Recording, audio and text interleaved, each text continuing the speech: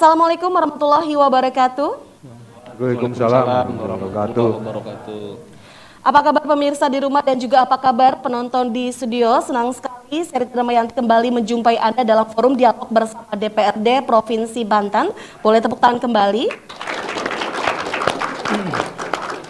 Ya pemirsa, kita tahu berbicara tentang pendidikan tentu saja tidak pernah ada habisnya. Karena pendidikan ini amat menentukan masa depan suatu bangsa. Di mana pendidikan juga menjadi penting karena merupakan sosial elevator, yaitu saluran mobilitas sosial vertikal yang efektif agar seseorang dapat meningkatkan kesejahteraan hidupnya di masa mendatang. Dan pemirsa juga kita tahu bahwa pendidikan merupakan kunci pembangunan masyarakat, terutama di bidang sumber daya manusia. Namun sayangnya di Indonesia dan juga di Provinsi Banten, ini masih ada kesenjangan pendidikan baik dari sisi fasilitas maupun kualitas. Di tiap daerah, terutama daerah pelosok yang aksesnya tentu saja jauh dan juga sulit dijangkau. Lantas apa saja upaya dari pemerintah dan juga pihak terkait dalam menghilangkan paradigma tentang pendidikan sebagai jembatan kesenjangan sosial? Di episode kali ini bersama narasumber kami akan membahas tentang pendidikan sebagai jembatan kesenjangan sosial. Dan kita sapa terlebih dahulu narasumber kami yang sudah hadir di Studio 1 Banten TV. Assalamualaikum Bapak Haji Dede Rohana SEMSI selaku anggota Komisi 5 DPRD Provinsi Banten. Waalaikumsalam warahmatullahi wabarakatuh. Selamat pagi buat pemirsa Banten TV dimanapun berada. Baik, kita nampaknya boleh membuka masker semua untuk narasumber karena kita sudah menerapkan protokol kesehatan dan juga sudah melakukan vaksin booster juga ya. Sehat? Alhamdulillah sehat dan ceria. Ceria ya, luar biasa. Harus semangat terus kita, sehat dan semangat. Oke, nanti saya akan tanya juga seperti apa nih pandangannya dari potret pendidikan khususnya di Banten saat ini ya Pak Dede ya. Betul. Dan saya juga sudah mengundang ini dari Dinas Pendidikan dan Kebudayaan Provinsi Banten, ada Kabid SMK, ada Bapak Arkani. Assalamualaikum. Waalaikumsalam warahmatullahi wabarakatuh. Sehat Pak Arkani? Sehat alhamdulillah. Alhamdulillah. SMK Bisa. Luar biasa. Dan kami juga sudah bersama dengan tokoh masyarakat, ada Bapak James Tangka. Assalamualaikum. Assalamualaikum. Sehat Bapak? Alhamdulillah sehat. Senang sekali Bapak bisa hadir di sini kali pertama rasanya Pak. Ya. Oke. Dan saya juga menyapa pemirsa, ada teman-teman kami ini dari mahasiswa-mahasiswi dari Bina Bangsa dan juga ada masyarakat Kota Serang. Assalamualaikum semuanya. Waalaikumsalam. Apa kabar? Baik. Sudah pada lulus apa masih ada yang bersekolah? Masih ada yang bersekolah ya. Oke, baiklah. Sebelum kita jauh membahas tema kita pada hari ini tentang pendidikan sebagai jembatan kesenjangan sosial, saya ingin Anda berkomentar terlebih dahulu nih Pak Dede, seberapa penting sih sebenarnya peran dunia pendidikan dalam menciptakan manusia unggul dan juga berdaya saing? Ya, baik. Pendidikan itu tentu menjadi sebuah cita-cita bangsa ya, bahwa kita itu ingin mencerdaskan kehidupan bangsa. Kecerdasan kehidupan bangsa itu tidak bisa diraih tanpa dengan pendidikan. Betul. Maka founding father kita dulu sudah merumuskan kalau negara kita ini menjadi negara karena ingin mencerdaskan kehidupan bangsa. Kalau kita ingin bersaing dengan negara lain, maka pendidikannya harus dibangun, harus dibenahi. Maka untuk itu di Banten ini menjadi prioritas pembangunan kita ya, bagaimana supaya seluruh masyarakat Banten dari berbagai daerah, mau utara, selatan, mau barat, mau timur ya, semua bisa mengakses pendidikan yang berkualitas, pendidikan yang bisa terjangkau oleh seluruh masyarakat. Karena kita yakin di dunia hari ini sampai dunia masa depan itu pendidikan itu nomor pertama. Kalau kita ingin merubah nasib, kalau kita ingin merubah sebuah daerah, sebuah bangsa, maka pendidikannya harus diperbaiki. Kualitas pendidikan harus ditingkatkan. Seperti itu. Jadi pendidikan memang menentukan masa depan dari seseorang ya Betul. Pak ya? Kita lihat misalnya negara-negara berkembang dengan negara-negara yang maju itu kualitas pendidikannya sangat jauh berbeda. Kalau kita lihat misalnya negara Amerika, negara Eropa, kualitas pendidikan mereka kan jauh lebih tinggi ketimbang negara-negara yang berkembang maupun negara-negara yang terbelakang. Termasuk di Banten. Di Banten itu juga ada disparitas ya, antara utara selatan misalnya. Kalau di selatan itu tadi keterbatasan sekolah, akses pendidikan dan lain sebagainya, termasuk misalnya minat masyarakat di selatan itu untuk sekolah saja masih agak kurang gitu, ketimbang masyarakat di Tangerang atau di Serang misalnya kan orang rebutan nih buat sekolah ke SMA yang favorit misalnya. Iya, tapi daerah-daerah sana justru banyak sekolah yang nyari siswa. Ini kan ada kesenjangan antara utara sama selatan. Nah, kami di sini hadir bagaimana pemerintah provinsi supaya semua masyarakat di Banten ini mau utara, selatan, timur, barat sama-sama memiliki kesempatan yang sama untuk sekolah ya, untuk mendapatkan pendidikan dasar. Kita ingin sih sekarang walaupun baru 9 tahun kita ingin maksimal supaya di 12 tahun ya gitu. Syukur-syukur masyarakat Banten ke depan wajib sarjana misalnya. Dengan demikian maka saya yakin kualitas SDM di Banten ini akan terus berbaik ya, termasuk ekonominya juga akan menjadi baik kalau kualitas pendidikannya baik. Oke. Seperti itu. Tentu saja kita juga tahu ini bahwa pendidikan ini amat menentukan tantangan dalam menjawab dunia kerja nantinya. Betul. Lalu bagaimana Anda melihat potret pendidikan di Banten saat ini, Pak? Betul. Kita lihat memang Banten itu khususnya Banten Utara ya lebih banyak industri-industri, dan industri ini memang membutuhkan tenaga kerja atau karyawan yang memang punya keahlian spesifik. Ini jawabannya memang ada di SMK ya. Kebetulan Pak Kabid nanti hadir bisa jelaskan bahwa SMK ini sebenarnya menjawab kebutuhan lapangan pekerja bagi industri. Nah, maka untuk itu kita ingin masyarakat Banten ini lebih banyak mengakses ke SMK. Walaupun memang SMA maupun madrasah aliyah dan lain sebagainya tidak juga mati ya, tetap juga peminatnya masih ada. Bahkan di daerah-daerah memang peminatnya masih ada. Tapi saya kira untuk tantangan dalam dunia kerja memang SMK ya, karena SMK itu memang punya kejuruan khusus yang dibutuhkan oleh industri. Cuman memang kita lihat juga di sini banyak beberapa SMK yang masih keterbatasan fasilitasnya. Khususnya di Cilegon itu ada SMK pelayaran. SMK pelayaran ini ternyata kemarin para kepala sekolah dan dewan gurunya datang ke saya mengadu, Pak, kita itu tidak punya tempat atau alat untuk sertifikasi keahlian pelayaran gitu ya. Nah, itu juga karena anggarannya cukup besar kalau kita fasilitas. Tapi ini kita dorong ya, saya kemarin diskusi sama Pak Gubernur termasuk sama Kepala Dinas Pendidikan, kita ingin seluruh SMK yang ada di Banten diberikan fasilitas, khususnya fasilitas praktek. Kalau kekurangan alat kita dorong anggarannya. Kalau kekurangan kebutuhan apa misalnya sekarang kan teknologi banyak yang yang baru ya misalnya. Nah, ini kalau memang dibutuhkan sama SMK butuh pelatihan misalnya mekanikalnya, elektrikalnya atau alat-alat pelayaran dan lain sebagainya, kita ingin mensupport itu supaya SMK itu benar-benar menjawab kebutuhan industri. Jangan sampai lulusan SMK giliran kerja di industri megang kunci nggak tahu ini kunci apa gitu ya, karena nggak pernah praktek gitu. Ini akan repot juga. Atau misalnya dia lulusan SMK pelayaran, ketika dia magang atau kerja di di tongkang atau di kapal misalnya nggak ngerti ini dok mesin di mana, alat-alat di mana, kan ini repot. Termasuk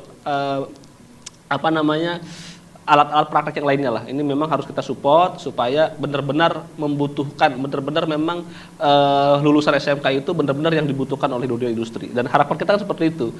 Terserapnya lapangan pekerja dari masyarakat Banten itu supaya kita itu mengurangi pengangguran ya, dengan catatan tadi supaya lulusan SMK ini memang sesuai yang dibutuhkan. Kita maksa-maksa industri, maksa-maksa perusahaan harus rekrut orang Banten misalnya, orang daerah 90%, 80%, tapi kesiapan kita tidak ada. Kan percuma. Betul. Akhirnya tetap harus merekrut dari luar Banten. Tapi saya yakin sekarang kita sudah berbenah, mudah-mudahan 2-3 tahun ke depan banyak lulusan-lulusan SMK di Banten ini sesuai dengan kebutuhan di industri.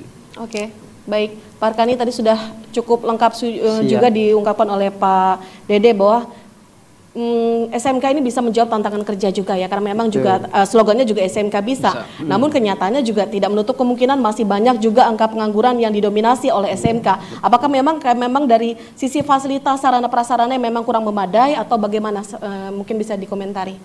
Terima kasih, izin Pak Dewan, izin Pak Tokoh Masyarakat. Saya sangat bahagia ya hadir pada kesempatan ini.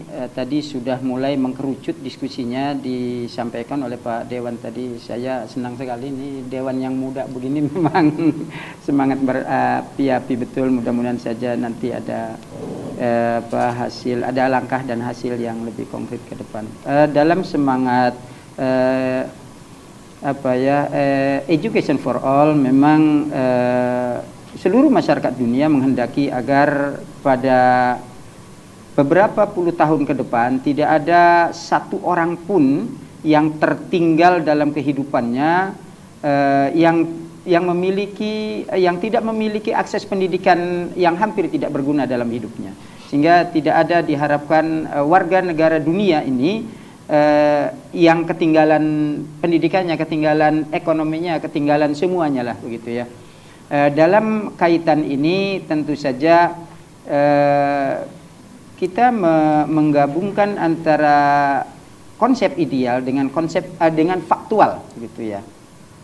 Saat ini kalau kita lihat peta Banten dari ujung ke ujung, tadi sudah disampaikan oleh beliau Pak Sekretaris Komisi 5, Siswa langsung saja ke SMK barangkali. Siswa SMK saat ini berjumlah 249.000. 249.000 yang tahun ini lulus 83.700 itu dari SMK saja. Iya, 83.700 sekian. Ada yang program 3 tahun, ada yang program 4 tahun begitu ya. Lalu mengapa masih mismatch dengan industri, kan begitu ya pertanyaannya, mengapa masih mismatch? Kami mengkategorikan Banten dengan 4 kabupaten 4 kota. Ini memang tadi sudah disebutkan oleh beliau, ada disparitas yang masih serius. Tetapi juga bukan berarti tanpa potensi ya untuk beberapa kabupaten, khususnya kabupaten nih Pak Dewan. Kabupaten Serang, Kabupaten Pandeglang, Kabupaten Lebak, Kabupaten Tangerang, ini memang agak di bawah. Hal-hal yang indikator yang paling sederhana misalnya di dalam lomba kompetensi siswa, kami melombakan 23 cabang lomba nasional dari 47 cabang, karena memang kita masih terbagi anggarannya. Ini memang dominansi juara 1 itu oleh Kota Tangerang. Kota Tangerang itu adalah base kompetensinya kalau menurut saya berada pada ekonomi kreatif dan jasa, ekonomi kreatif dan jasa. Ya. Demikian juga dengan Kota Tangsel begitu. Kabupaten Tangerang beda lagi. Kabupaten Tangerang pada rilis BPS tahun lalu itu menjadi kabupaten tertinggi tingkat pengangguran pada saat Banten menduduki urutan ketiga nasional setelah Jawa Barat dan Bengkulu apa Riau ya waktu itu. Saat ini Kabupaten Serang tertinggi. Ya, jadi masih opernya kabupaten-kabupaten saja untuk pengangguran tertinggi. Padahal industri itu di 2 kabupaten ini luar biasa. Manufakturnya kuat, kimia bisnya kuat gitu ya. Tapi ya tadi mungkin masih ada titik-titik rawan yang memang kita belum sampai masuk di dalamnya. Ketika pendidikan ini diukur capaiannya dalam program output saja Pak Dewan, maka sebenarnya kita tidak sepenuhnya masuk pada konsep capaian mutu secara utuh gitu enggak. Tapi ketika kita masuk pada titik-titik kritis, ini maka sesungguhnya apa yang dibutuhkan dan yang dicari masyarakat itu ada di dalamnya.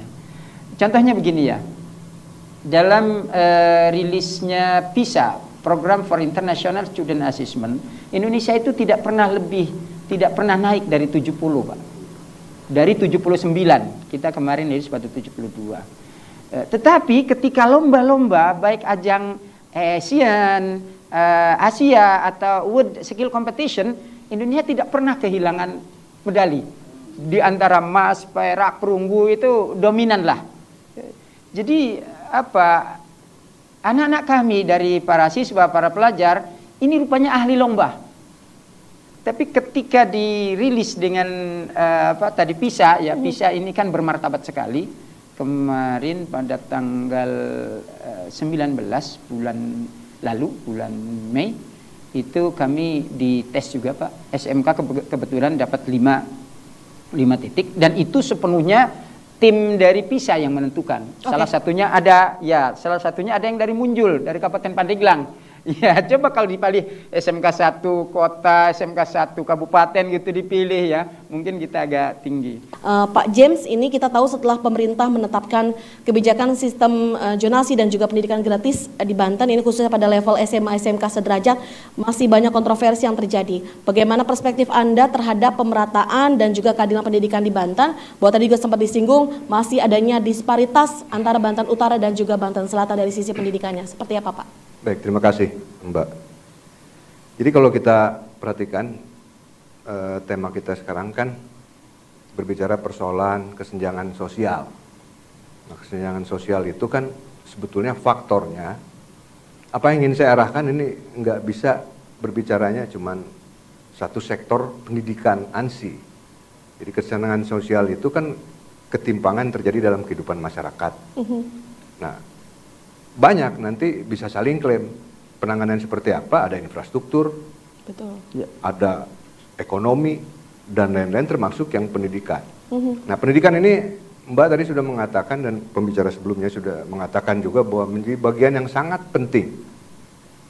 Kita ingat saudara-saudara bahwa di dalam MDGs, di dalam SDGs, di dalam IPM salah satu tolak ukur kehidupan pembangunan manusia yang justru kemudian ini menjadi tolak ukur kinerja pemerintahan kadangkala. Ini yang saya agak aneh juga. Itu pendidikan itu menjadi salah satu faktor yang menentukan. Namun demikian kalau kita perhatikan sekarang itu kan perubahannya pendidikan di tahun 45, 60, 70, 80 itu pada posisi yang berbeda sistem pendidikannya dengan yang di era milenium ini. Iya. Sampai kapanpun juga produk vokasi yang Pak Sekdis ini persiapkan, pemerintah kabupaten kota lakukan, anggota DPRD sama-sama penyelenggara pemerintahan, itu tidak akan mampu menyerap tenaga kerja. Ini sudah pada satu sektor yang berbeda. Itu sektor tenaga kerja, harusnya ada orang tenaga kerja di sini. Lalu berbicara persoalan kepentingan industri, ada banyak industri manufaktur, industri kimia, industri agribisnis. Iya. Nah itu semua harus ditangani dengan vokasional. Tetapi apa vokasional cukup? Belum tentu juga cukup. Paradigmanya Pak yang harus dirubah. Yang semula pendidikan itu menjadikan orang agent of change, yang berubah, tapi yang masih standar biasa-biasa saja, sekarang itu sudah bisa membangun orang yang dapat mandiri. Dia bisa menjadi entrepreneur, menciptakan ruang kerja sendiri. Pemerintah nggak akan mampu untuk bisa menyerap ini semua.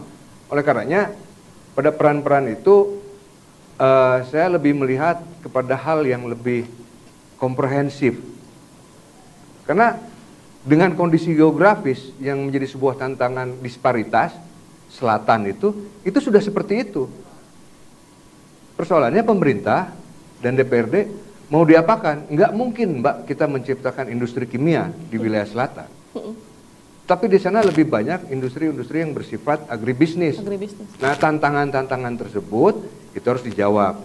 Tapi di sisi lain sumber daya manusia ini harus komprehensif juga penanganan yang saya katakan tadi itu dibangun dari sisi kemandiriannya. Bahwa memang saudara-saudara terutama yang mahasiswa ini dicetak untuk jadi entrepreneur.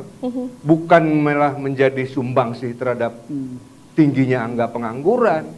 Ini fakta-fakta aja yang tadi disampaikan antara konsep dan fakta kan Bapak katakan. Nah itu. Kemudian pendidikan usia dini, pendidikan dasar itu terpisah penanganannya dengan yang ada urusan kewenangan di provinsi. Iya. Tetapi provinsi menerima output urusan dasar Pak Dede itu sudah dalam kondisi given. Paham nggak Mbak maksudnya? Jadi Tidak jadi mau kualitasnya biasa-biasa saja, mau di bawah standar, mau dia di atas standar, kita akan berbicara persoalan disparitas terus. Kenapa orang Tangerang lebih mampu untuk menjadi juara MIPA? Lomba MIPA katakanlah. Itu kan hanya bagian kecil aja contoh itu. Tapi yang terbesar sekarang bagaimana kita membantu pemerintah untuk menekan angka pengangguran. Nah, angka pengangguran ini link in match-nya aja tadi Bapak katakan itu nggak pernah ketemu karena memang mungkin, mohon maaf saya kurang tahu ya, duduk di dalam pemerintahannya tidak dalam satu meja. Ada ego sektoral di sana. Dinsos kemana, Disnaker tenaga kerja kemana, dinas perindustrian kemana, itu harus dalam satu meja sehingga apa yang dibutuhkan demand industrinya itu yang supply kita berikan. Itu kalau menjawab pertanyaan tadi. Sehingga kalau persoalan beasiswa itu kan sistem saja ya, tapi bagaimana kita bisa melihat ndak di parsial-parsial. Oh ini vokasional, ini SMK, oh ini umum, ini pendidikan agama, semua itu menjadi kontribusi terbesar terhadap angka pengangguran. Persoalannya bagaimana ini diserapkan itu. Iya. Nah, banyak faktor yang tadi saya katakan itu. Semua itu udah menjadi targetan. Sisi ini bicaranya disparitas itu sisi global ya. Berbeda kalau di Afrika pendidikan dengan di Eropa itu disparitas namanya. Utara selatan itu selalu pada kondisi yang berbeda. Tinggal bagaimana kita menjalankan konsep yang tepat itu saja. Oke. Baik, menanggapi apa yang sudah dikatakan Pak James, ini menarik sekali bahwa memang seharusnya sekolah-sekolah ataupun juga dunia pendidikan SMA, SMK ini bisa menciptakan bagaimana seorang entrepreneur gitu kan, bukan hanya bisa menyumbang dari sisi pengangguran saja. Bagaimana Anda menanggapinya Pak Dery, silakan. Jadi pertama seperti ini. Halo, suara saya kedengaran ya? Oke. Kita itu, pemerintah provinsi itu pada hari ini diberikan kewenangan mengelola pendidikan SMA, SMK sederajat ya. Itu pertama tuh yang harus kita sampaikan, bahwa hari ini diskusinya kenapa, karena ini ada di kewenangan kita gitu ya. Kalau kita ngomongin pendidikan tinggi maupun pendidikan SD, SMP dan lain sebagainya, bukan ada kewenangan kita. Itu pertama. Kedua, karena saya sekarang hari ini sekretaris Komisi 5, kebetulan memang Komisi 5 mitranya di salah satunya pendidikan, kesehatan dan sebagainya. Maka kita konsen pada hari ini diskusi terkait dengan pendidikan ya, khususnya SMA, SMK. Nah, terkait dengan tadi yang disampaikan, memang betul ya bahwa banyak faktor sebenarnya yang mempengaruhi kesenjangan dan sebagainya. Tapi hari ini kita ingin mengupas dari sudut pandang bagaimana pendidikan itu ya.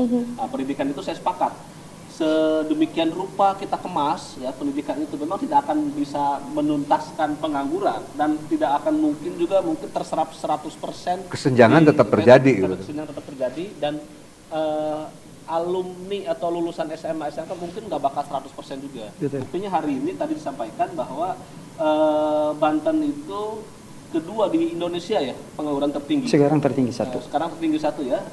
Dan untuk Kabupaten Serang pertama, kedua Cilegon. Coba kita lihat, Cilegon itu cuma 17.000 ya, luasnya cuma 17.000 km persegi, dengan jumlah 8 kecamatan gitu ya, SMK ada 4, industri itu dari ujung Ciwandan sampai ujung Suralaya di industri, tapi pengangguran tinggi. Ini tadi apakah tidak ada link and match ya? Nah, atau misalnya tadi di Cilegon ada hal yang lain. Kebetulan dapil saya dapil Cilegon, sekretaris Komisi 5, saya paham betul masalah Cilegon. Ternyata Cilegon itu Pak, industrinya itu industri teknologi tinggi. Iya, manufaktur tinggi. Manufaktur, jadi kalau istilah bahasanya itu kita industri padat modal. Beda dengan di Tangerang misalnya, di Serang industri padat karya ya. Kalau apa bedanya? Kalau industri padat modal itu dia high tech, teknologinya tinggi, karyawan sedikit. Satu pabrik itu kebutuhan karyawan sedikit. Beda dengan padat karya. Ya, dia padat karya itu modalnya sedikit misalnya kan, kebutuhan tenaga kerjanya banyak. Karena teknologi gampang, teknologi ngejahit, teknologi yang rakit-rakit nggak terlalu teknologi tinggi gitu ya. Kalau kita kan baja, semikal itu kan teknologi tinggi. Kalau kita pabrik sepatu, pabrik apa misalnya kan gampang, orang kerja gampang. Ini jadi problem. Nah, maka untuk itu saya sepakat bahwa kita ini memang harus dibenahi, walaupun tadi lulusan SMP dan lain sebagainya itu bukan kewenangan kita, apapun yang ada aja ya harus kita terima kan gitu. Nah, tinggal kita bagi membenahi. Maksud saya koordinasinya dengan kabupaten kota, Pak. Betul. Nah, makanya ini memang kita karena beda kewenangan, tapi tetap kita jalin komunikasi sedemikian rupa supaya dinas pendidikan di kabupaten kota ya dengan dinas di provinsi ya, bagaimana harus ada koordinasi yang terintegrasi supaya tadi jangan ada ego sektoral antar dinas, jangan sampai juga ego sektoral itu bukan hanya antar dinas, tapi antar kabupaten kota. Ini repot, kabupaten ini pengen kesini, kota pengen kesini, provinsi pengen kesini. Nah ini makanya benar harus duduk bersama ya, kita perbaiki. Bagaimana supaya ada harmonisasi ya dalam hal konsolidasi maupun hal-hal bagaimana penentuan arah pendidikan kita ke depan. Seperti itu. Oke, baik. Pak Kabid, ini terkait dengan program apa saja yang digulirkan oleh Dinas Pendidikan agar pendidikan di Banten ini selaras dengan kebutuhan dunia kerja tadi yang sudah diungkapkan dan juga tidak terjadinya kesenjangan sosial tadi. Ya, terima kasih Ibu. Ini sangat menarik ini yang kedua ini, apalagi yang dari Bapak tadi bahwa kesenjangan itu menjadi angka yang memang boleh disebutkan permanen lah begitu ya, kesenjangan itu. Tetapi bukan berarti kita tidak bisa melakukan upaya. Ketika SMK dengan konsep lulusan BBM, jadi bekerja, berbisnis dan melanjutkan, ini menjadi satu program yang harus fokus, sebenarnya fokus Pak ya. Karena kita berbenah internal, saat ini di Provinsi Banten ada 58 kompetensi keahlian, terbanyaknya berada pada akuntansi, terbanyak kedua pada multimedia, Terbanyak ketiga pada OTKP. OTKP itu otomatisasi pengelolaan perkantoran, dulu sekretaris. Ketika OTKP ini misalnya dikembangkan karena melalui warisan, karena SMK ini kan warisan Pak dari kabupaten kota dulu ya ketika 2017. Jadi jurusan-jurusan itu sudah ada. Maka tadi itu artinya di wilayah itu memang masih mismatch, mau jadi sekretaris di kantor apa begitu. Kalau ada di Lebak, ada di Lebak Gedong sana, ada di Sobang sana, dan itu ada Pak. Jadi PR besar kita sebenarnya menuntut bagaimana kita lebih fokus seperti yang tadi Bapak sampaikan untuk bisa bersama-sama. Yang kedua, misalnya begini Pak, tahun terakhir ini kebutuhan atas tenaga kerja dalam jumlah besar ada pada kimia dasar. Kimia analis. Jadi kimia analis yang program 4 tahun. Ketika kimia analis ini kita kejar dengan membuka banyak-banyak di siswa baru, itu 3 tahun lagi sudah bergeser lagi kebutuhannya pada kemana gitu. Tematiknya pindah pasti. Dan itu unik ya. Cilegon adalah industri kimia yang industri besar berbasis kimia dasar.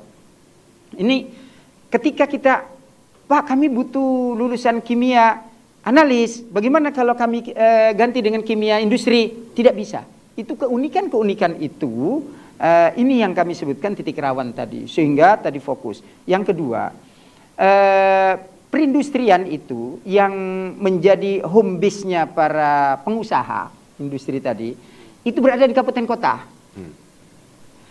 Kami dari provinsi. Oleh karena itu tadi betul kalau beliau menyampaikan ke Komisi 5 Mitra ini, meskipun tidak mengatakan tidak begitu ya, tetapi kalau misalnya orang-orang provinsi yang turun ini kelihatannya agak beda dibanding orang kabupaten yang turun begitu. Jadi karena dapur umum industri itu ada di Dinas Perindustrian Kabupaten Kota. Tetapi pemerintah pusat telah menggulirkan program cerdas untuk super tax reduction kemarin itu ya, STD dengan keputusan Menteri Keuangan. Itu maksudnya semua biaya-biaya industri yang dikeluarkan untuk mendukung kegiatan pendidikan vokasi, PKL siswa, magang guru, dan sebagainya itu akan diganti 2 kali lipat, 200% oleh pemerintah begitu ya, melalui pajak super tax reduction itu tadi. Sayangnya sampai hari ini saya belum mendengar industri mana yang sudah merealisasikan itu. Tapi jika itu terrealisasi, menurut saya itu pintu gerbang yang sangat besar itu Pak Dewan. Ya itu karena mereka merasa butuh kerjasama dengan dengan sekolah gitu ya, dengan SMK terdekatnya, SMK binaannya, tetapi tadi berbatas dengan konsep dasar industri itu sendiri begitu. Terima kasih Bu, barangkali begitu ya. Jadi SMK itu sebenarnya sudah masuk pada konsep BBM tadi Pak. Bagaimana menciptakan standar kompetensi lulusan yang bisa bekerja. Bagaimana yang bisa berbisnis, berwirausaha. Bagaimana yang bisa melanjutkan. Jadi memang ya sedikit berbeda dengan SMA tadi. Jadi terima kasih. Dan kembali lagi terkait dengan Pak James, banyak asumsi bermunculan untuk menjawab akar permasalahan tidak terserapnya pencari kerja oleh dunia kerja seperti buruknya kurikulum, kemudian juga ada yang mengatakan rendahnya kualitas kerja pendidik maksud kami, kemudian juga ada minimnya fasilitas dan juga sarana pendidikan. Menurut Anda apa yang paling mendekati dari apa yang tadi sudah saya ungkapkan? Saya ulas dulu lah ya. Ada kalau tenaga pendidik itu gini, sekali lagi sistemnya yang berubah. Kan pendidikan zaman dulu dengan yang sekarang tuh, kalau dulu kita harus beli buku. Iya. Oh sekarang bros aja, itu kan udah berbeda jauh. Tapi maksudnya apa yang ingin saya sampaikan adalah bahwa terintegrasinya para stakeholder atau pemangku kepentingan itu untuk duduk bersama, termasuk di dalamnya masyarakat, industri, tenaga kerja, dinas tenaga kerja, sehingga bisa setidaknya mengurangi, karena fungsi dan peran pemerintah itu kan dia nggak bisa menyelesaikan seluruh persoalan, tapi menstimulan, membantu masyarakat, negara hadir di masyarakat, itu kewajiban, itu wajib, sehingga bisa setidaknya terentaskan. Tadi dalam informal kita sampaikan, kita cuma berbicara SMK, lalu SMA-nya yang ada di dalam kewenangan pemerintahan provinsi ini kan juga menjadi persoalan tersendiri. Dipersiapkan untuk kuliah, tidak kuliah gitu kan. tidak berbisnis gitu kan, karena tidak ada berbisnisnya. Nah, ini harus menjadi bahan pemikiran kita bersama. Tidak bisa bahwa perspektif sekarang kita hanya melihat dari satu sudut pandang tentang pendidikan, bolehlah di sini. Tapi setidaknya dari pembicaraan ini ada suatu tingkatan yang lebih direalisasikan dalam bapak-bapak ini yang menyelenggarakan di pemerintahan Provinsi Banten. Beliau harus berbicara banyak dengan kabupaten kota, itu keniscayaan. Nggak bisa, karena fungsi beliau adalah sebagai wakil pemerintahan pusat di daerah. Kewenangan itu ada, nggak perlu ada, memang dia tidak hierarki, tidak ada struktural hubungan begitu, betul. Tapi sebagai wakil pemerintah pusat, itu ada kewenangan, ambil, out of the box lah. Disparitas, kita contohkan, antara Jawa, Indonesia ya, nasional, dengan luar Jawa. Kan pemerintah pusat itu mengejar keluar Jawa supaya dia linear, inherent, baik dari segala infrastruktur, pendidikannya, apa segala macam. Sekarang Papua itu bagus-bagus juga. Kita dulu melihat Papua kan koteka, tapi sekarang udah yang juara lomba olimpiade matematika, fisika ada dari Papua juga. Itu karena persoalan pemerintahan. Nah, apakah semua? Tentunya tidak. Tergantung kita sebagai rakyat. Berbicara persoalan kurikulum, apa kita mau maju apa tidak, tergantung kita sebagai rakyat. Kurikulum ini kan standar, hal-hal yang menyangkut fundamental, seperti kepribadian, moral, agama, terus civic itu apa ya? Kewarganegaraan, tahu bisa mempertahankan ideologi Pancasila, nah itu sudah standar. Sekarang tinggal aplikasi outputnya, kita masuk ke jurusan ini, SMA, entah IPA, entah sosial, atau vokasi yang SMK, mau jadi apa? Nah inilah bapak-bapak ini yang berperan. Kalau siswa itu dia hanya belajar saja. Dia ada harapan mereka juga keluar nggak nganggur. Ada yang mau nganggur nggak keluar? Nggak ada kan. Dia mau kerja. Tetapi penyalurannya itu pemangku kepentingan yang harus lebih banyak berperan aktif di sana. Ini kan jarang duduk juga saya rasa antara dinas perindustrian dengan dinas pendidikan dengan dinas tenaga kerja. Mungkin saya menduga nih masing-masing. Terus dengan kabupaten kotanya masing-masing. Ya, ini harus tidak ada lagi yang berbicara ini kan masalah kewenangan kalau industri di kabupaten kota. Wah, kalau begitu terus kita akan berbicara nanti tahun depan program ini lagi ya berbicaranya seperti ini lagi. Jadi saya rasa demikian Mbak yang bisa saya sampaikan. Harus segera cari solusi apa ya dengan bersama tadi ya. Baiklah. Pak Dede, terkait dengan tadi juga sudah diutarakan terkait dengan SMA, mungkin bisa menjadi penyumbang terbesar juga nih dari pengangguran. Ini bagaimana seharusnya nanti pemerintah juga menyiapkan lulusan SMA ini bisa menjadi seorang entrepreneur yang istilahnya tidak menyusahkan untuk menjadi penyumbang pengangguran tadi? Ya, betul. Sekarang sebenarnya ya hampir di seluruh sekolah SMA maupun aliyah ya memang ditekankan mata pelajaran yang berkaitan dengan entrepreneur. Harapannya adalah ketika mereka tidak terserap oleh dunia kerja, maka pilihannya adalah dia berwirausaha, menjadi pengusaha. Terus selain itu memang ada penekanan-penekanan mata kuliah yang secara umum misalnya kan, secara umum kan pekerjaan itu kalau SMK kan rata-rata jadi operator ya. Tapi kalau yang secara umum misalnya jadi staf, jadi kurir, jadi pekerjaan-pekerjaan umum sebenarnya masih bisa terserap. Tentu harapannya memang SMA itu lebih banyak ke orang melanjutkan ke perguruan tinggi. Maka kita juga sedang mendiskusikan nih, sedang bagaimana mensimulasikan dan meramu supaya pemerintah provinsi juga hadir ya dalam rangka memberikan fasilitas untuk anak-anak sekolah SMA SMK yang lulus itu difasilitasi beasiswa ke perguruan tinggi. Sekarang kan provinsi belum ada nih ya.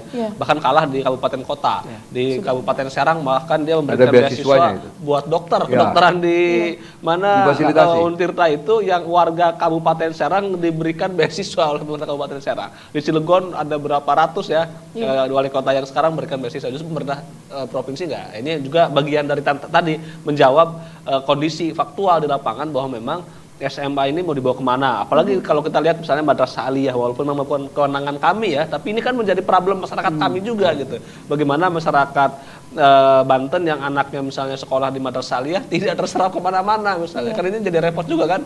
Jadi dai semua nggak bisa, jadi ustadz semua nggak bisa misalnya kan gitu.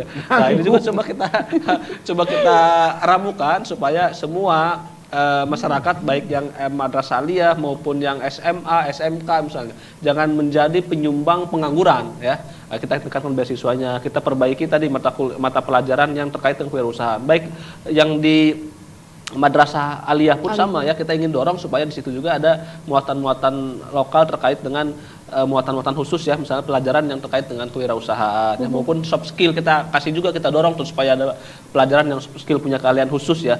Tidak mesti misalnya dia madrasah aliyah hanya belajar tentang agama, harusnya kasih juga komputernya harus dibagusin juga misalnya. Diajarin menjahit juga, kalaupun diajarin keahlian-keahlian yang ringan komputer harus bisa gitu ya. Mungkin seperti itu Mbak Rita. Oke, Pak Kabid, terkait dengan udah diungkapkan oleh Pak Dede ini terkait dengan keterampilan dan juga keahlian, adakah program khusus yang diberikan oleh Dindikbud sendiri terkait dengan keahlian ataupun juga keterampilan yang diberikan kepada SMA ataupun juga SMK, Pak? Ya, terima kasih. Jadi pada 2 tahun terakhir sebenarnya memang kalau base-nya pada pelayanan akses kita sudah hampir sempurna Pak ya. Artinya anak-anak yang ada di atas gunung pun sekarang sudah bisa bersekolah dengan membangun USB baru dengan pada RPJM yang lalu begitu ya. Adapun yang terkait dengan bagaimana masih adanya sisi lemah dari link and match antara industri dengan sekolah, ini memang mungkin sebagian wilayah besarnya ada pada kurikulum, budaya kerja, dan komitmen internal sekolah. Setiap sekolah memang kami wajibkan paling tidak dalam satu jurusan, dalam satu kompetensi, itu 5 industri bekerja sama itu minimalnya itu sudah ditempuh ya kerjasamanya tadi. Meskipun barangkali tadi ada yang kawinnya kawin memang cinta sejati, ada yang kawinnya kawin paksa saja tadi, industrinya begitu dicari tidak mau Pak. Apa yang penting dilakukan dalam PKS ini, perjanjian kerjasama, yang pertama adalah keselarasan kurikulum Pak. Kurikulumnya duduk bareng Pak, dibangun bareng-bareng, rancang bangun kurikulum dibangun bareng. Misalnya kalau untuk di perhotelan, pakaiannya mesti dressingnya kayak begini, itu sampai Pak, orang hotel kita bisa hadirkan. Tetapi tadi mungkin karena pada saat lulus SMA, SMK itu pada tanggal yang sama, itu berjubel begitu, sementara kebutuhan serapan industri itu tidak pada hari dan tanggal yang sama, sehingga ini mungkin menjadi salah satu. Tetapi ya mungkin harus dengan inovasi lah. Tapi yang lebih penting menurut saya, jika kurikulumnya sudah dibuat bersama industri dengan pihak sekolah, kemudian yang keduanya, peserta didik yang nanti praktik sekarang minimal sudah 6 bulan itu, minimal itu. Iya. Itu ya karena kalau dihitung, kalau menurut konsepnya Darmawan Aji, sebenarnya kalau ingin kompeten itu 10.000 jam. 10.000 jam Bu. Apapun ilmunya, 10.000 jam dengan skill motorik itu mahir itu. Bari merem juga ada ya. Bari merem juga bisa begitu. Kalau jadi pesilat, silat itu tidur pun bisa silat kalau 10.000 Pak. Namanya teori kompetensi skill motorik. Tapi sekolah kita, taruhlah misalnya dalam 1 tahun 40 minggu efektif belajar, 40 minggu Pak, 20. Itu kalau dikalikan dengan latihan saja utuh segitu itu, paling sekitar 2.000 sekian. Iya, jadi tidak sampai 10.000. 6.000 pun nggak sampai. Maka kalau konsep pendidikan dulu, ya ini bukan ingin mundur ya, dulu ada ST untuk STM, ada SMEP untuk SMEA begitu. Jadi ini membagi nih, karena kompetensi motorik itu tidak bisa dengan belajar dibaca, tetapi harus dengan berlatih. Oke. Pak Kabid, terkait dengan tadi sampai atau tidak sampainya, mungkin saya izin juga memberikan kesempatan biar kita sampai untuk jeda iklan ya. Berikan kesempatan terlebih dahulu untuk teman-teman yang ingin bertanya. Silakan dari sebelah kanan, boleh? Silakan Mas, berdiri. Boleh sebutkan namanya? Nama saya Aceng. Iya, silakan pertanyaannya. Tahun ini semakin banyak lulusan SMA, SMK, dan perguruan tinggi yang belum terserap dunia kerja.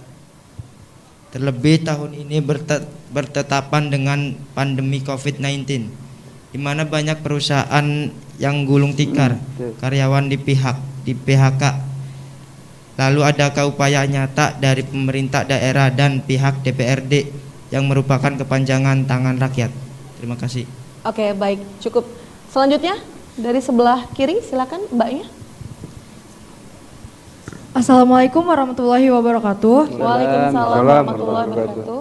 Izin memperkenalkan diri, nama saya Putri Uda Septiana, saya siswa SMK Negeri 1 Kota Serang. SMK. Saya ingin bertanya, kita ketahui tagline SMK bisa, SMK siap kerja. Namun, mengapa masih banyak yang lulusan SMK juga belum terserap ke dunia kerja? Adakah pelatihan berkelanjutan dalam menyikapi permasalahan ini? Terima kasih. Wassalamualaikum warahmatullahi wabarakatuh. Waalaikumsalam warahmatullahi wabarakatuh. Satu penanya lagi, boleh? Ya, silakan Mbak. Assalamualaikum warahmatullahi wabarakatuh. Waalaikumsalam warahmatullahi wabarakatuh. Nama saya Rodotul Jannah. Bagaimana sikap masyarakat menyikapi kenyataan belum juga diterima di dunia kerja? Sebaiknya keterampilan apa yang harus dimiliki agar dapat bertahan hidup? Terima kasih. Wassalamualaikum warahmatullahi wabarakatuh. Waalaikumsalam warahmatullahi wabarakatuh. Boleh tepuk tangan untuk ketiga penanya kita. Tadi sudah berikan kesempatan kepada adik-adik untuk bertanya kepada narasumber kami dan waktunya untuk menjawab. Pertanyaan pertama ini bisa dijawab oleh Pak Dede terkait dengan tahun ini semakin banyak lulusan SMA SMK perguruan tinggi yang belum terserap di dunia kerja. Terlebih tahun ini bertepatan dengan pandemi COVID-19 di mana banyak perusahaan yang gulung tikar, kemudian juga karyawan di PHK. Adakah upaya nyata dari pemerintah daerah dan juga pihak DPRD yang merupakan kepanjangan tangan ini? Baik, pertama menyikapi atau menjawab pertanyaan dari pihak pertama ya tadi, memang menyikapi pandemi ini memang jadi problem kita semua, bukan hanya buat pemerintah provinsi ya.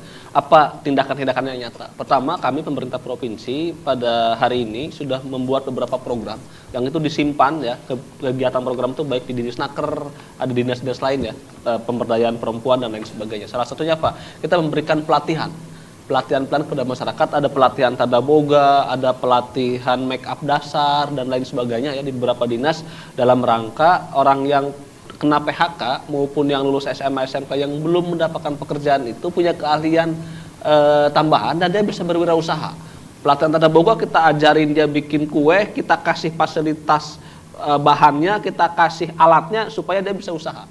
Sama juga dengan pelatihan tata boga dan sebagainya. Itu pertama. Kedua, kita pemerintah provinsi ya, kita juga konsisten bagaimana supaya belanja pemerintah daerah provinsi itu lebih banyak digunakan kepada belanja yang produk lokal. Produk lokal itu artinya nanti akan menggerakkan sektor ekonomi daerah. Jadi kalau belanjanya misalnya produk-produk keluar semua, maka uang itu akan langsung pergi keluar. Tapi kalau belanjanya misalnya, memang ini nggak terlalu banyak ya, tapi ya mudah-mudahan bisa mendorong ketika misalnya kita ada acara-acara makan, minum ya, atau misalnya ada produk-produk di kita ya, produk-produk yang dari Banten misalnya, kita dorong supaya produk itu yang digunakan oleh belanja pemerintah daerah. Dalam rangka apa? Mendorong stimulus supaya produk ekonomi jalan. Jadi kalau kita misalnya yang belanjanya ke pengusaha orang Banten pasti beli bensinnya ke pom bensin yang terdekat, beli berasnya ke pasar terdekat, dan semuanya akhirnya roda ekonomi itu jalan. Itu tindakan nyata yang kita lakukan ya. Dua hal itu saya kira bagaimana mendorong. Termasuk kita juga membuat edaran kepada pelaku industri ya, bagaimana supaya komponen atau persentase dari penerimaan pekerja itu lebih didorong lagi masyarakat lokal gitu ya. Kalau di Cilegon, masyarakat Cilegon lebih dominan. Kalau di kabupaten kota yang lainnya, ya minimal masyarakat di Banten ini lebih prioritas. Kalau kemarin misalnya baru 60%, 70%, kita minta naikinnya 75% deh gitu ya. Supaya dalam rangka apa tadi, banyak masyarakat atau pekerja yang kena PHK. Ya, mungkin itu pertanyaan dari yang pertama. Yang kedua, ketiga nggak usah. Luar biasa, boleh tepuk tangan. Jadi ada pelatihan yang diberikan oleh DPRD sendiri ya untuk menciptakan entrepreneur muda ya. Betul, ya. Baik. Terkait dengan pertanyaan nomor 2 ini Pak Kabid, kita ketahui tagline SMK bisa, SMK siap kerja, namun mengapa masih banyak lulusan SMK yang belum terserap di dunia kerja? Apakah ada pelatihan berkelanjutan Pak dalam menyikapi permasalahan tersebut? Terima kasih. SMK bisa itu domainnya adalah internal. Bagaimana komitmen manajemen di dalamnya, bagaimana leadershipnya, bagaimana soft skill siswanya dibenahi di dalam. Tetapi belum serta-merta setelah dibenahi itu eksternal tertarik. Jadi kalau sekarang mungkin kita masih lulusan SMK mencari industri, mesti dibalik industri yang mencari lulusan SMK. Konsep ini juga membutuhkan diskusi-diskusi yang panjang. Ya. Misalnya saat ini jujur saja saya sebagai Kabid SMK sedang banyak permintaan job letter dari Amerika USA. Banyak sekali itu. Ya. kemarin baru daftar 20 orang. Ini lulusan SMK, lulusan sarjana boleh begitu ya. Jadi kalau sudah keluar sedikit, itu mindsetnya udah berubah. Dari Serang ke Tangerang itu merantau, Pak. Dia sudah merantau. Itu ibu bapaknya udah jauh amat anak saya. Lah ini mungkin budaya-budaya soft skill kayak begini nih, itu yang pertama. Yang kedua, industri sebenarnya sudah menurunkan level tenaga kerjanya. Misalnya yang tadinya hard skill kami inginkan, misalnya untuk mengoperasikan mesin-mesin industri yang besar. Sekolah kan tidak punya, Pak, kalau industri besar. Karena industri di sekolah percepatannya adalah percepatan perkalian di industri, di sekolah percepatannya adalah penambahan. Jadi selalu tertinggal. Oleh karena itu SMK jika dibiarkan sendirian berkembang, ini di negara manapun begitu ya, ini agak sulit. Sehingga dengan dana yang diberikan pusat dengan 1,6 juta per tahun, itu sudah mungkin puluh tahun yang lalu juga belum sampai, Pak. Cost ratio anak SMK untuk kompetensi-kompetensi tertentu itu pada 5 juta ke atas setahun itu. Misalnya tata boganya SMK 1. Itu sudah bisa memproduksi berbagai macam menu hotel, dan hotel sudah mengambil, Bu. Sudah mengambil, misalnya hotel yang ada di sini itu sudah kerjasama. Kemudian pastry-nya, kuenya juga sangat bagus ya. Pemasaran daringnya juga SMK 1 bagus. Oleh karena itu, saya kemarin menggulirkan kebijakan yang mungkin tidak begitu populer, tapi kami kendaki anak-anak SMK dari kelas 2, kelas 3, kelas 11, kelas 12 yang sudah punya usaha, ini tolong dimaknai sendirian. Diwisuda duluan dibanding yang teman-teman yang lain. Agar tadi, karena nalar berbisnis itu mengandung banyak ide, gagasan, keberanian. Jadi anak-anak di SMK itu diajari mampu, belum diajari mau. Belum diajari mau. Masih kurang begitu ya, masih kurang diajari maunya. Sehingga kalau ditawari kerja, permohonan dari industri itu banyak sekali yang bisa dimasuki lowongan itu. Tapi anak-anak masih banyak yang tidak berminat, Pak ya. Jadi ini juga persoalan yang panjang. Belum lagi sisi bagaimana mekanisme industri merekrut tenaga kerja. Ini berbasis pemerintahan desa dan sebagainya. Sehingga tidak industri masuk ke sekolah merekrut, banyak masih yang belum seperti itu. Harus melalui sekretaris desa, melalui lurah, melalui itu. Dan ini juga mungkin menjadi handicap buat anak-anak lulusan dari SMK. Oke. Oleh karena itu tadi ya kita berharap memang diskusi ini masih dilanjutkan. Gitu. Oke, boleh tepuk tangan untuk narasumber kita. Jadi memang dari sisi kemampuan sudah disiapkan, namun dari sisi kemampuan yang belum ada mungkin ya Pak ya. Baiklah, terkait pertanyaan nomor 3 ini bisa dijawab oleh Pak James. Bagaimana sikap masyarakat menyikapi kenyataan belum juga diterima di dunia kerja? Sebaiknya keterampilan apa yang harus dimiliki agar dapat bertahan hidup, Pak? Ya, pertama, walaupun tadi pembahasan kita diskusi ini agak seperti yang pesimis, tapi dalam kebertahanan hidup itu deh, kita harus selalu optimis. Itu dulu, optimis dulu.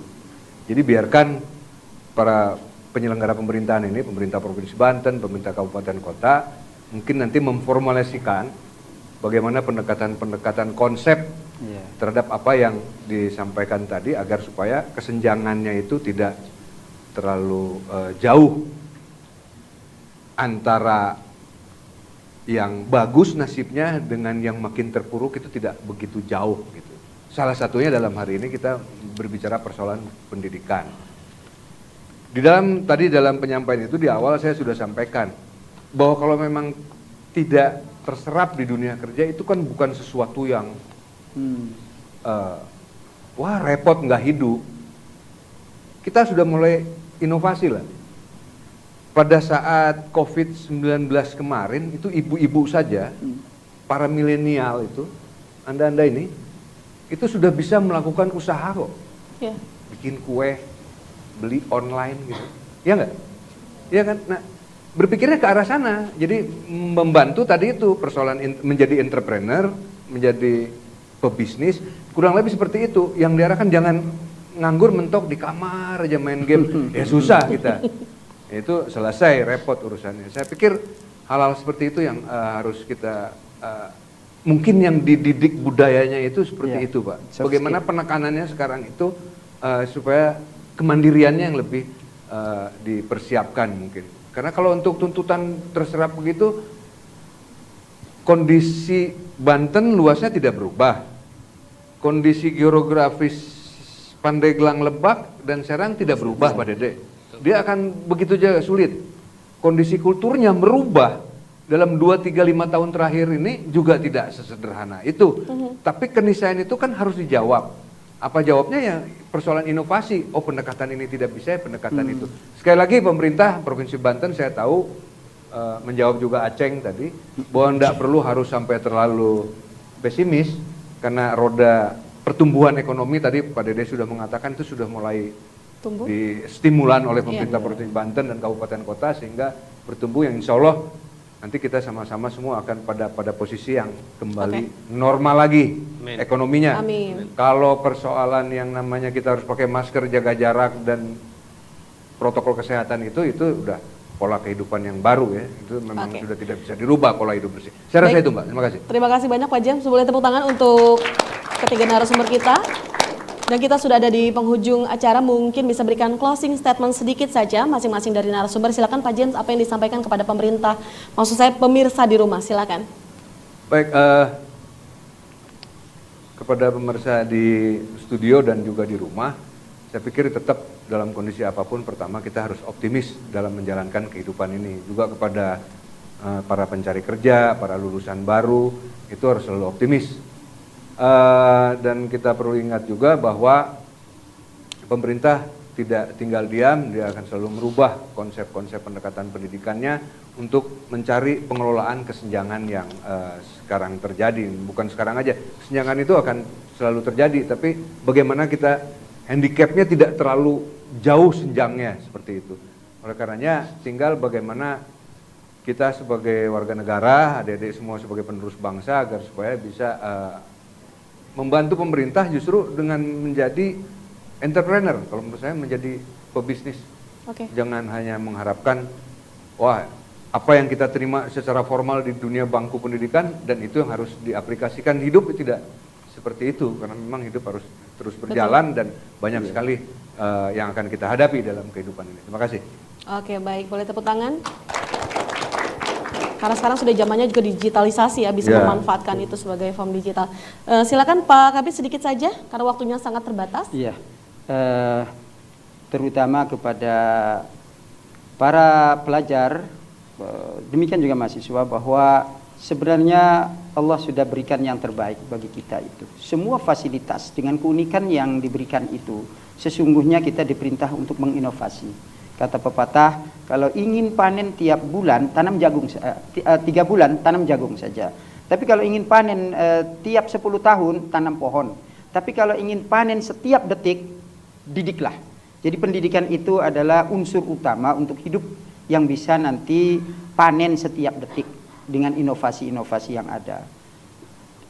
Kemudian yang kedua, saya ingin menyampaikan juga bahwa masyarakat di Banten seharusnya menjadi pemilik apa yang ada di Provinsi Banten ini. Fasilitasnya luar biasa, tetapi karena masih belum mau menginovasi tadi, maka tadi sehingga kita masih menjadi di belakang, berdiri di belakang. Ini semuanya anak-anak para pelajar yang menjadi pemilik di Banten itu. Oke, baik, cukup, boleh tepuk tangan. Pak Dede? Ya, baik.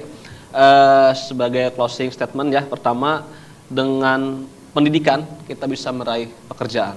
Dengan pendidikan kita bisa meraih kesuksesan, dengan pendidikan kita bisa meraih masa depan ya. Maka untuk itu saya berharap masyarakat Banten dimanapun berada, dengan pendidikan kita bisa meraih 3 hal itu ya. Sekarang semua sekolah, semua serius sekolahnya.